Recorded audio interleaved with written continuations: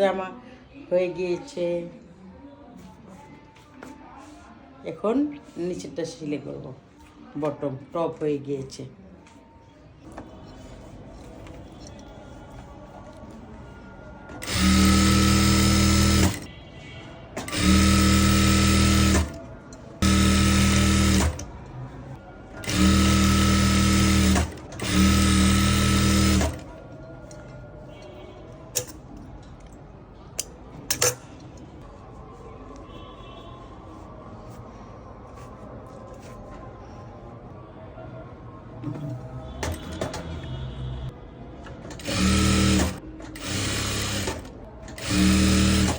একটা কামিজ কাটতে হবে।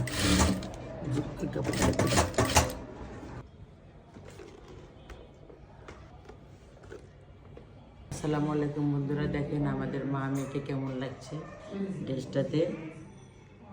ভালো লাগলে লাইক করবেন, কমেন্ট করবেন, শেয়ার করবেন, সাবস্ক্রাইব করবেন। তোমাকে কেমন লাগছে তোমারটা বলো,